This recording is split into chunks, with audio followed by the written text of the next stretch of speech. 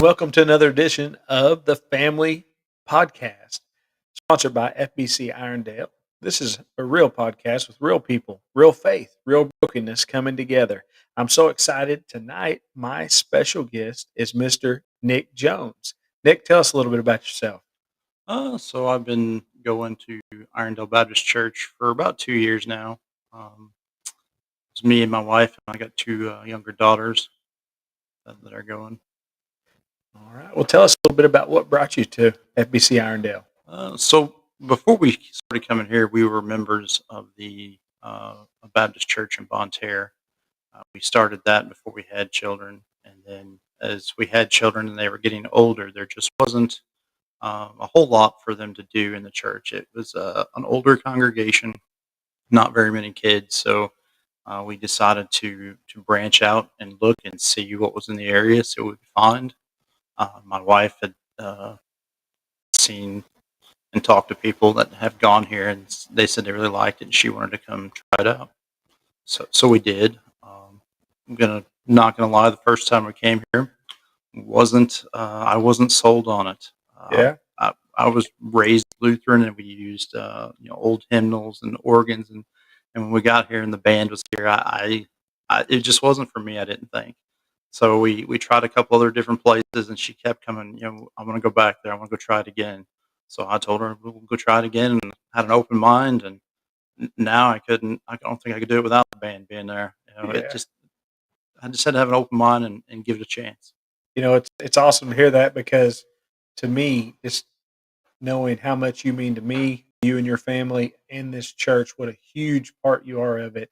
Um, it's crazy to think that the way that happened, and I certainly believe it was a God thing to bring you here because you guys serve so many people in so many ways, ways that you know, ways that you don't, and you guys are such a blessing to us, and definitely a godsend. But we all have those paths that bring us here and Oh bring us yeah. together, and that's awesome to hear, and it's amazing how God can keep pulling, even when it doesn't make sense on the surface sometimes, Oh and yeah. it's like, hey, this is gonna fit better. And then the other side, just thinking about how much that we've grown since you've been here, whether that be on the music side or the children's ministry side, the programs that have went on.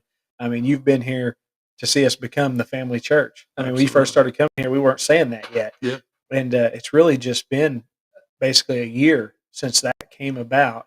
And when I think of the family church, and we talked about doing this podcast for a little bit, and I just thought, man, are you guys such a poster family for our church? Yeah. We think about the family church. You're in all of it. You guys among several other families are just you're at every family event.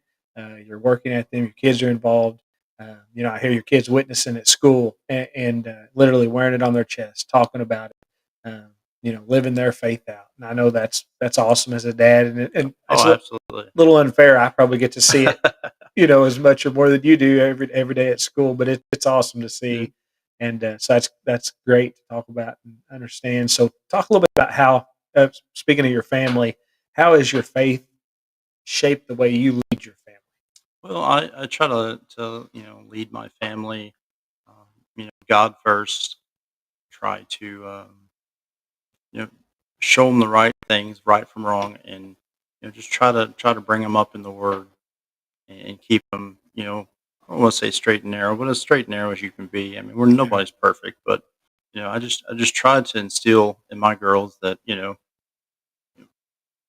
you need to have God in your life, and you need to witness to people, and as they get older, I mean, it happened to me as I got older. I guess I fell out of it.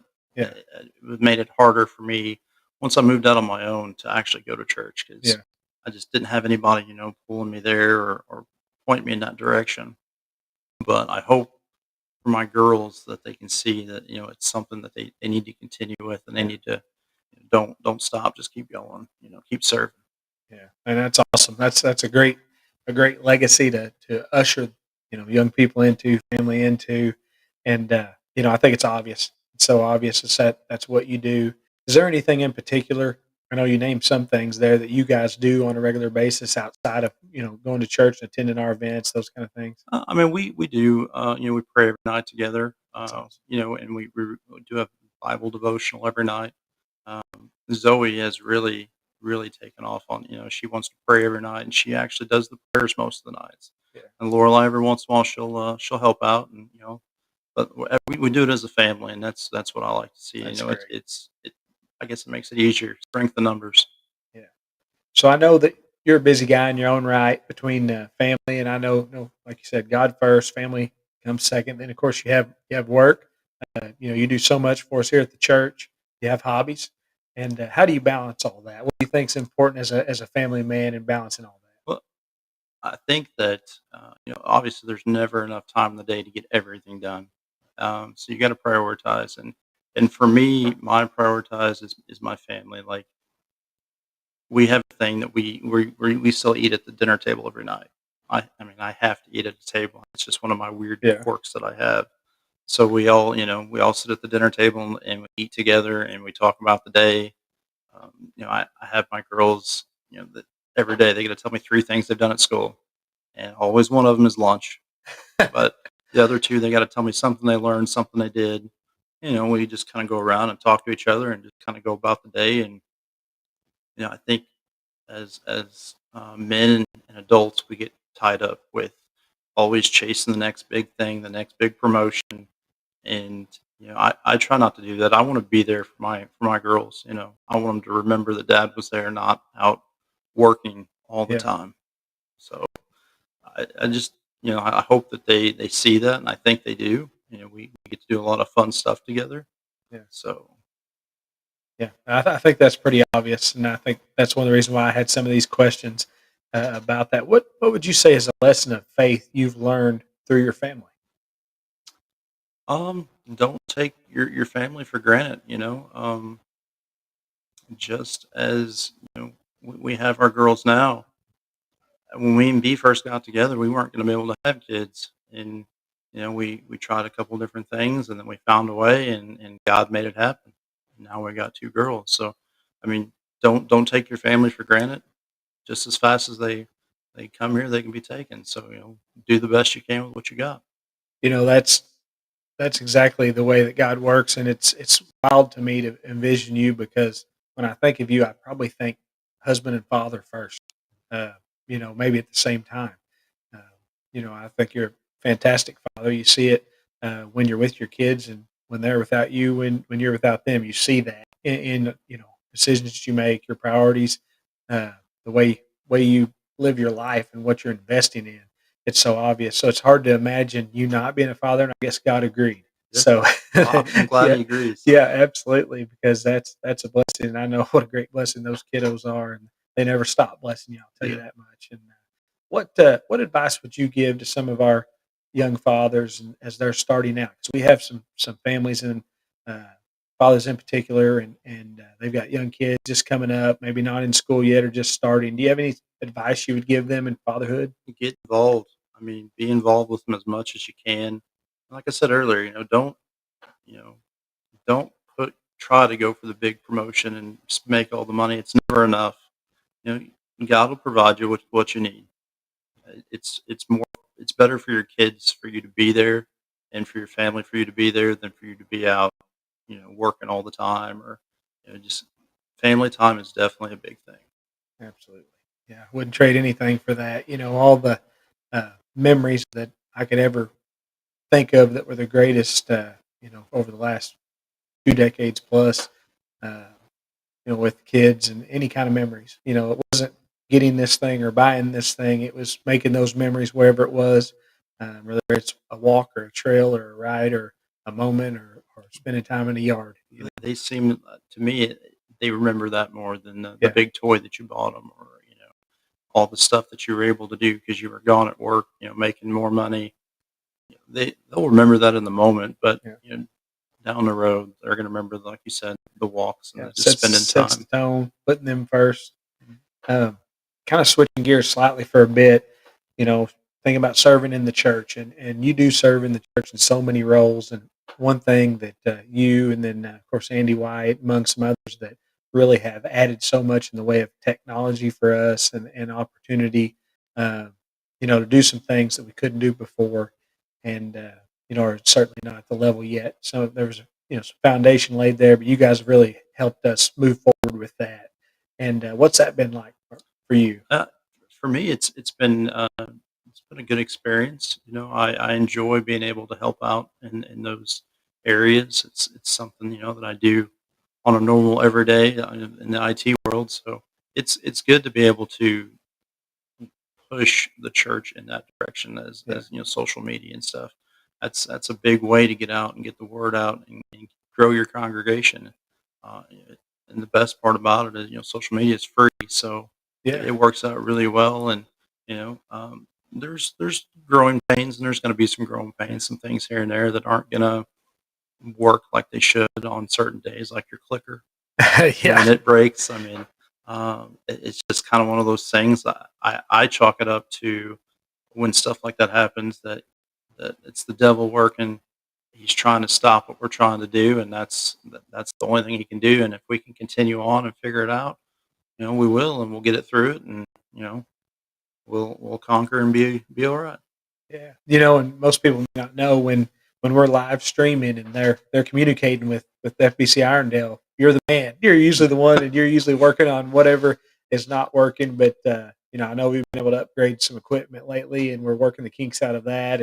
And I know that'll give you a lot more tools. It's been amazing what you've been able to do with what we started with, Yeah. and so it's pretty awesome to be able Well, to see I that. think the best is still yet to come.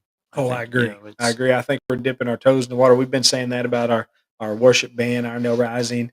Uh, that's something that I think's really starting to take off. We're going to see greater and greater things with that, and then much on the same way on the tech side of things. It's going to continue to get better, and it's weird to think at this point how important tech is to ministry. It really absolutely. is. Obviously, not the most important thing. Still, it's the same as it always was. That's God and following His will, but allowing us to reach out further.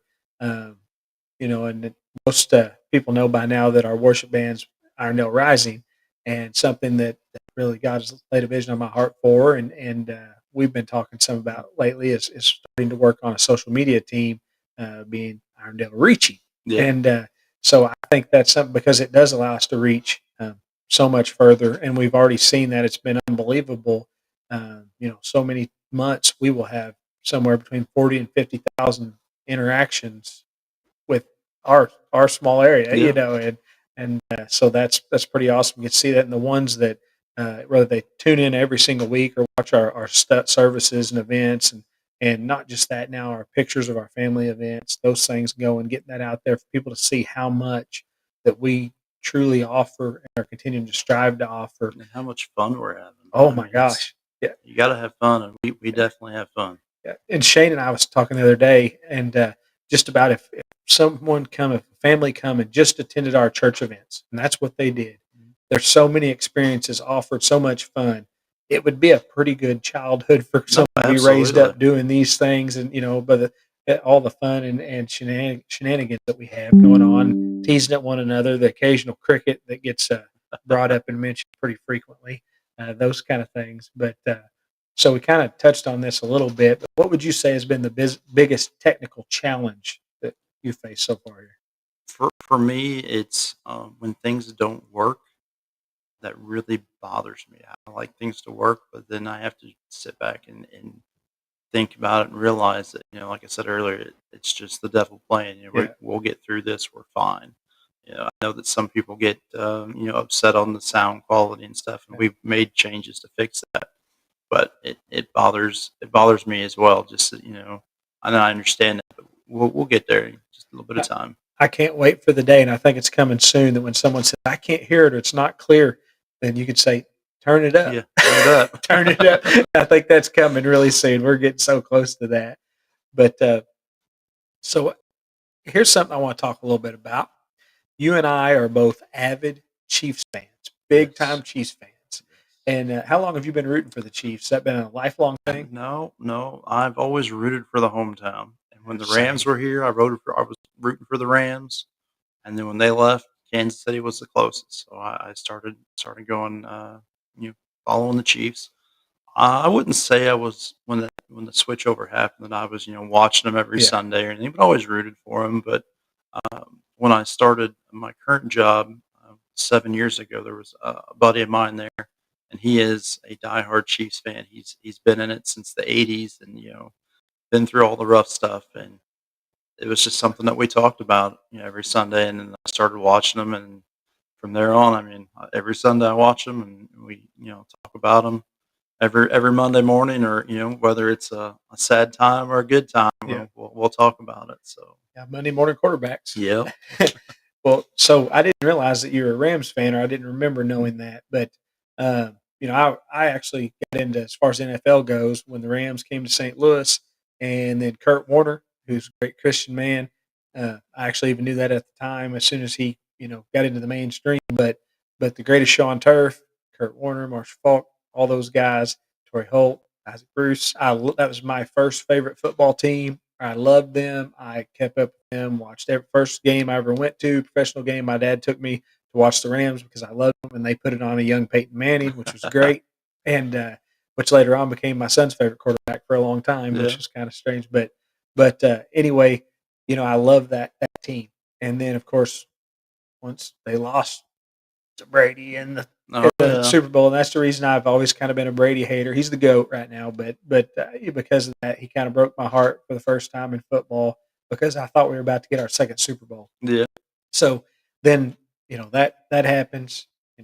All the guys I loved kind of left, but I'm a homer like you. So oh that yeah. was the team I was rooting for. They're in my home state. I'm rooting for them no matter what. And most of the time, they stunk. Wasn't even like they They broke your heart. They Mhm. just stunk after that. Oh yeah, And so when they left the state, I'm like, that's the last straw. I'm not rooting for them in LA. No way. We got another hometown team. I switched over. At the time, they're pretty good. Not yeah, Super Bowl good, but pretty good.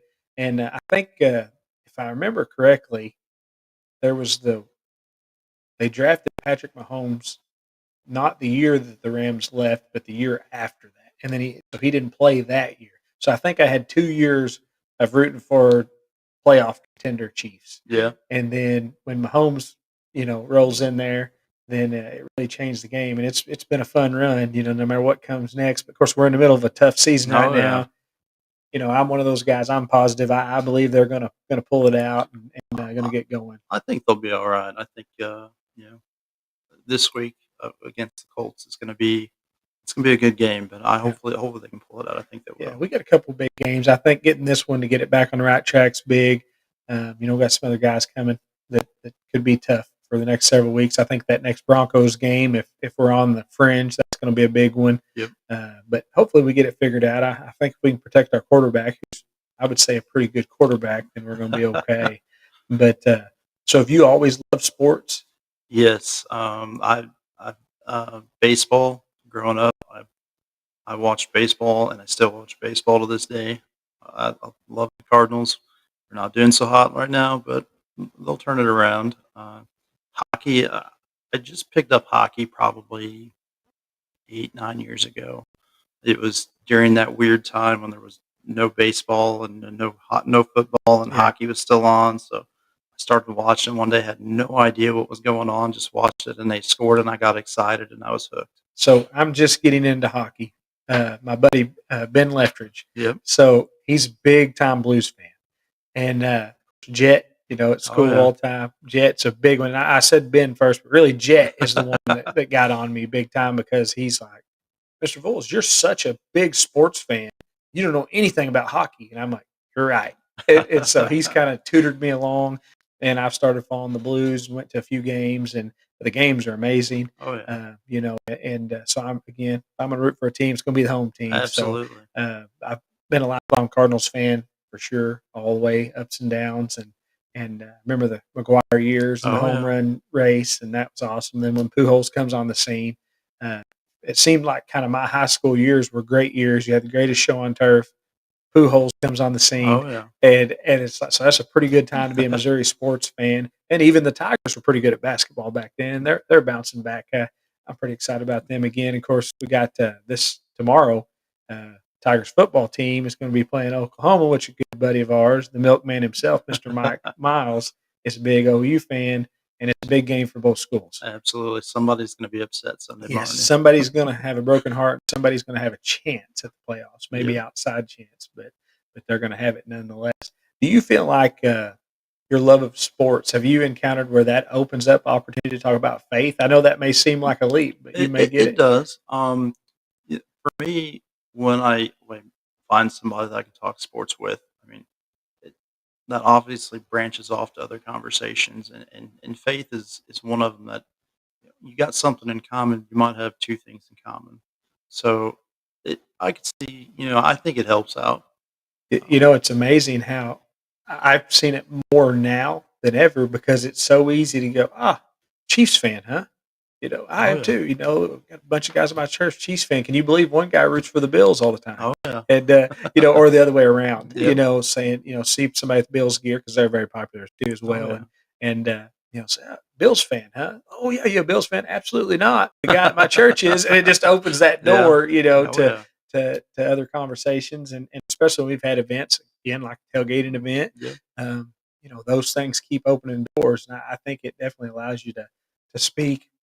I know recently you guys took a family vacation, yes, and it's kind of bouncing back and forth a little bit. But so I think something very very important is to have time to recharge. absolutely. Now, was a Disney vacation a recharge, or is a Disney vacation something that was fun, but now you need to recharge? No, I loved every minute of it. I would go back. I'm one of those weird Disney adults that they talk about. Man, I could go to Disney every day. I feel like I can go there and I can be a kid again. That's what they I say. don't have any responsibilities until I get home and see the credit card bill. Then I have responsibilities. It's like, That, start paying for this now. Yeah, yeah. So I mean, I think going on vacations and stuff like that is definitely a good thing for your family, for yourself, and even your mental health. I mean, sometimes you just got to get away, and Disney is our thing. We like it. yeah. So Yeah, that's awesome. I agree. I mean, you know that we're big cruisers, and yeah, that's kind of our family thing, and we're able to unplug literally and go do that. And also, it's that recharge. I just think, whether as a father, as a man, as a husband, uh, and spiritual man, even more important, we have to have that recharge every once in a while where we just get a breath, we unplug, and just allow ourselves to be revitalized. And oftentimes, that's when God can speak the loudest to us. oh, We're in our absolutely, busy mind, we get distracted, disrupted. Sometimes you get a little bit of breath and relax a little bit. Jesus always got a way to talk to the Father. yep, You see it over and over again. And I think sometimes for us to get totally removed from everything we know, no matter where that is, that might be walk out in the middle of the woods somewhere, yep. but just get alone with God, get a breath of that fresh air, and allow Him to minister to you. I think that's so important. And the other good And thing is you don't have to miss church. I mean, that is you true. can live stream it. You can watch it Yeah. later when you're, for us, it was when we were laying in bed, nursing our hurting feet from walking all day. Walking all over the place. So, Yeah. but it's good. I agree with that 100%. And I started to say that earlier and kind of went on to something else, but so much of our church family, their families, and their kids are in sports and all kinds of activities and competitions, and so there's a lot of times anymore those are on Sundays, and Yeah. so many of them, as you know, probably better than anybody, are watching a lot of times live. Oh yeah. But they almost all of them watch through the week, and sometimes someone will say something to me about the sermon last week, and I think, you weren't there, and then I realize, they watched it. Or Yeah. sometimes they'll say that too. "Hey, we watched the sermon, or we've seen this happen," and so I love that, and I know this continue to reach out. But you talked about this just a little bit already, but it's kind of getting a little bit heavier here for a minute. What do you want your kids to remember most about their dad? And I'm not saying necessarily when you're gone, as much Yeah. as like when they're adults and they look back. My kids are at this age now where there's my daughter for sure, and my son's just getting there as he's finishing college, to where he's starting to look back now. And with podcasts I did with him, he talked about it a little bit. A lot of that I didn't know until I heard him talk about it. But you know what a difference it is when you're looking up to your parents, and then all of a sudden you're kind of looking back to what they were. You might still look up to them, but you're looking back to what they were for you as kids, and it looks different than it felt going through it. What do you want that vision to look like for your kids? Well, I just want them to know that I was there. I wanted everything for them that I could give them. I wanted them to have what I couldn't have growing up. I think that as my generation starts having kids, I I feel like we should be able to make it better for our kids. Leave them with more than what we had. So much in the world right now is kind of messed up, and we might not. My generation might not be able to right the ship, but we can put the right knowledge in our kids that maybe they can. And I feel like you know, I just hope my girls really see how hard that we try to be a family and stay together. And it's so easy nowadays to just be so busy and overlook stuff that we just got to slow down. You Yeah. know. Yeah, it's hard to slow that world down. Yeah, Only God can do that. But there are all those moments where the world absolutely. almost stops, it slows down, and you get to just enjoy it and take it in. Start enjoying the times when there's nothing else going, Absolutely. and those moments mean the world. And I think your girls most definitely will see. I think they see it already, and they'll certainly see it looking back because everyone else sees it. And and I think you're a good man to answer this question. What does being a man of God? What does that really mean? I think being a man of God is living right, trying to teach others. Um, you know, we're not perfect by any means, but we should try to strive to be perfect, and we should be able to show that to others that are on the outside looking in. If he can do it, why can't I do it? Kind Yeah. of thing. And they might reach out to me and say, "Hey, I see you're doing this. You got any pointers?" Stuff like that. Just talking. Being there for people that might have questions, or whether it's a really hard, serious question, or just a conversation, or a joke, or whatever. Yeah. I think just being there for them is what we need to be. I'm going to ask one more kind of heavier question, and then we'll get back to something a little more Okay. fun. But so you're very active in church. You're not passive. You're not just here checking the box. You're obviously active, not just in your serving, but in the fact that you're all in worship. Your family's all in, and they're a part of everything we do, really. And so, what would you say to someone who's maybe just getting into church, or maybe even that person that's been sitting there passively in a pew for years, but not actively involved? Because we know, like for you, obviously, you do things so much in tech, so much in serving, just hands and feet type stuff. We have different ones that sing. I preach and teach and do those things. There's different things for everyone. There's so many different roles here that people know, and those that they don't, Mhm. opportunities to get involved. What's that big difference between serving like you do and setting like we've all been guilty of at times? Well, I think the big thing is don't wait for someone to come to you. If something speaks to you, and there's something you feel like you need to do it. Speak up. Say, hey, I got this idea. What do you think? I mean, worst they're going to say is no, not Yeah, now, or what if we don't do that, but we tweak a little bit and do this. yeah, So I think just getting involved. Don't wait for somebody to reach out and grab you. Just jump in and get all in on it. man, Uh, that's well said. and I think that if there is anybody in our church that's like that, um, we need to let Miss Judy know, because she's good at Yeah, hey, we need to do this, and you shake your head yes and say yes, and yeah, that's how you get involved. absolutely. And yeah, I agree. That's so well said. And I just think once you start investing, it's funny when we say things like investing, serving, giving, all those things sound like sacrifice, and they are to an Mhm. extent. But my goodness, isn't it rewarding? Oh, It's so absolutely. rewarding when you see the things that have come in, and when you look at the growth of the church. And I have other ministers and other people and that ask, what's happening out there. We see pictures of the full church. You guys doing something all the time. That's a God thing, number one. But it has taken all the members of the Oh, family serving in their absolutely. role. And I just think about if anybody would have said, I'm just going to go to church. I'm just going to do that. I feel better when I do that, which is great. If you're Yep. doing that, it's great. It's a good step. It feels so much better when you get involved, Yeah, jump in when it. when you're an active part, I mean, Mhm. it's huge. And so moving on from all the super important stuff back to some more fun stuff. So our buddy Shane and I have really this past year decided that we're probably going to go to the PGA.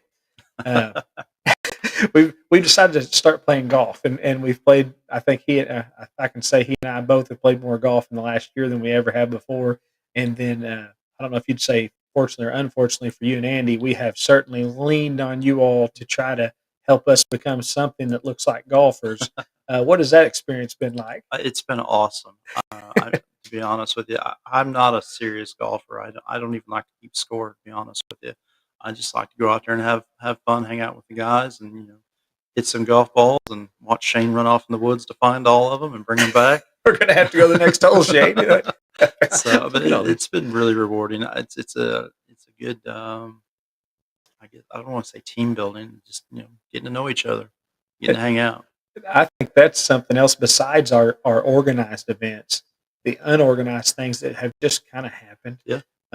Where different groups from the church, and I'm certainly not involved in a lot of them, which I love. Yeah. It's great because and I love being involved in things and getting to know everybody. But for us being out on a golf course, getting to see different sides of each other, and you could see your pastor just all but throw a golf club, maybe throw one every once in a while, but and trying to accomplish something and be somewhat of a good sport about it. It's been a lot of really good memories made this summer doing that and playing different places and just having a good time and seeing it done well. And as many times as we've seen you guys who are our golf heroes, when we get to see every once in a while, it's not very often, but every once in a while you guys have a bad shot too. And it's like, hey, we just need to. They have a bad shot about the same amount. We have a good shot. Maybe we could get closer to that. One good shot brings you back It every does, time. yes. I cling to that. You guys say that all the time, and boy, that's true. When you do hit that perfect drive, and it's just like, oh man, it was all worth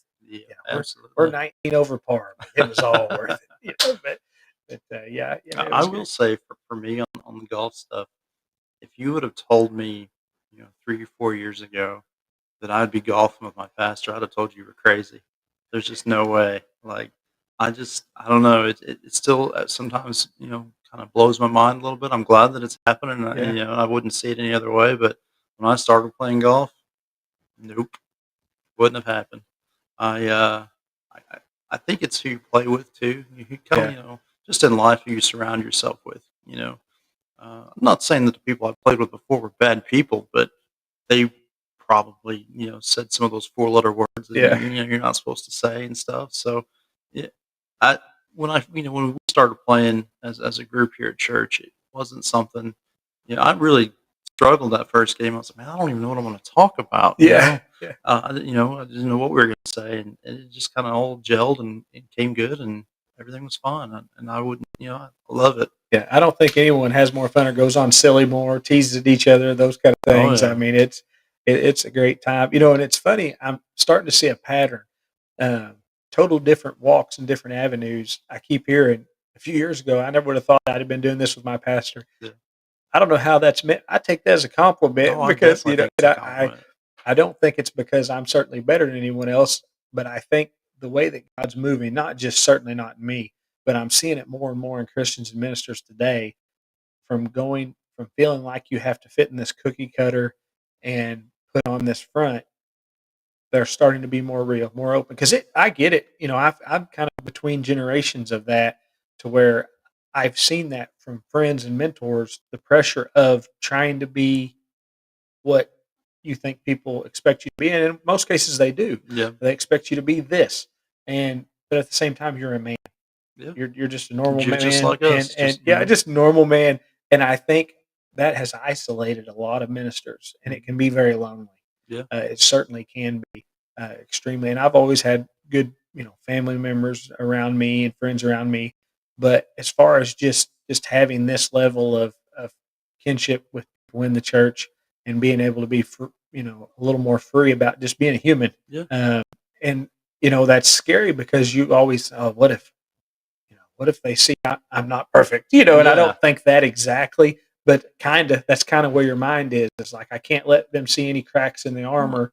And the whole time you're setting this fake level that they're like, oh, look at that guy up there. And it's like, no, we're shoulder to shoulder, buddy. We're serving the same God. We're throwing the same golf club in the woods. That's right. That's right. And the only good in us is God either one of us, and just it's however He decides to use us, what He calls us to do, and how much we say yes to it. And but I keep hearing that I never would have thought I'd been doing this with my pastor, and it really makes my heart happy just because I think I have revealed to you all that I'm just a guy called by God, blessed by God, not worthy of it. None of us are, and that's okay.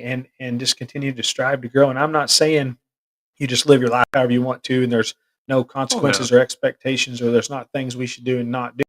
That wouldn't be true. But it's certainly being a Christian does not mean all the fun goes out the door. That all of a sudden you have to fit in this cookie cutter, or you're not saved. That's not. It's not. That's what Yeah. grace is for. It covers. It covers, and thank goodness it covers a multitude of sins. And but once you truly go all in with God, you are going to want to grow in Him, and therefore you're going to. And I think when you have the support system that we're blessed with here at this church, it makes it altogether different. It certainly does. Oh yeah, absolutely. So, kind of as we kind of wind down here, I have gave everyone an opportunity, which we're going to release this sometime soon with the Takeover podcast with Shane Okay. and Doug, which was insane as you would think. We got a mic broke during that podcast and a lot of laughs and stuff. And they asked me a lot of questions, but the other ones that have come on the podcast, I gave them an opportunity, and I'll give you the same. Is there anything you would like to ask me? What is the biggest surprise that you've had since you came? Like, what's been the big Biggest surprise? or shock? Honestly, the way that we've grown. I'm always a guy that will speak bigger, and I'm doing it more now than ever. Speaking things that maybe don't make sense or it seems too big. Just and so I really felt like this is the first time that I've got to live next door in the community of a church where I was the pastor. And I really feel like it's not a must, but it's a huge, huge benefit. And so I really felt like with that combination, plus the fact that I'm in a job where I get to know an awful lot of people in the community, No, and absolutely. that works hand in hand. So I thought we could grow. Um, and not just the number. I'm not really talking about the number. Yes, our attendance has grown quite a bit, and we're excited about that. But the way we've grown spiritually, in the callings and the ministry that you see, when you start seeing our people out doing ministry in other ways, we have several ministries that I just support and help with that I'm not doing. That's not always common, especially in smaller churches. And the fact that I see people growing spiritually in such an amazing way, and it's not just the moms, it's not just the dads, it's not just the kids, it's the whole family that is on fire for God. We have altar calls and we have full families coming up, and you never know who's going to be first. Dad Mhm. might be the first one up, and the kids and the mom may lay hands on him, or the other way around. A kid might be the first one to come up. And then those kind of things, like the level of growth and movement that I've been able to see being a part of this church, I just couldn't imagine it. Like not like that, and not in the amount of time that it's happened. And I just feel like we're just barely touching it. Like We're it's just getting just started. starting, Yeah. and so to see that, if you would have told me that this church could grow into what it is, and that was my legacy as a pastor here, that's what it was going to look like. I would go, wow, that's yeah, sign me up. And then it's here, and I'm that excited about it. I'm so excited about it. But I would be lying if I didn't say I was surprised about it. Yeah. At the level that it is, because some of it I couldn't plan for, or it wasn't like I can't. When someone says, "How did you guys do this?" Well, it wasn't some plan that I strategically put in. We're going to do these things, and this is going to be the ripple effect. It was just constantly a bunch of people going towards God, growing in God, saying yes to Him, and being, serving and sacrificing, and just walking in faith. And it all has come together into this family of faith that's went beyond anything I could have planned out. It's so much better. If I would have planned it, would have been this good. That's the thing. Like if I would have planned it out, like boy, if we had this and this and this, it would not be as good as it is. And so I wish I could. I know that may not sound as faithful as it should, because it wasn't that I didn't believe God could do beyond my imagination. It surprised me what He's done, and the way that He's done it, and just how how impactful it is to so many people. The one thing I would say to that would be to the people that are asking, like, what did you do or how did you do it? Watch what we do next. Let's keep going. Oh, I love that. Let's just keep Amen to growing. that. Let's do this. Wow, that's cool. Hey, that's a good one. Yeah. I like that. And yeah, as long as we keep God central and stay in stride with Him, that's it. And I just think that's the crucial component. Mhm. You know, all churches have some obstacles and some things they're going to see because the devil's going to come at us, whether it be through our audio or internet or something happen that just interrupts. And the devil's going to try those things. But the fact that the priority is God, what's God doing? Continuing on, what's coming next? Enjoying this moment and knowing greater things yet to come. And I believe that with all that I am. And and I thank you for joining me on this podcast. And certainly, like I said, if we threw a billboard up, your family sure could be on it. And I know we have many families like that here, but I respect you as a husband, father, member of this church, and just a massive impact man, and a friend. I certainly appreciate the friendship there, and we communicate almost daily, Yeah.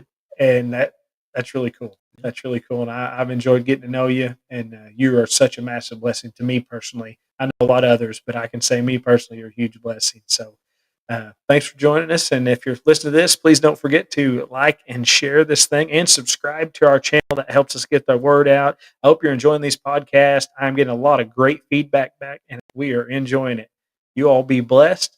And if you hear this beforehand, have a wonderful Thanksgiving. If you hear it after, I hope you had a wonderful Thanksgiving.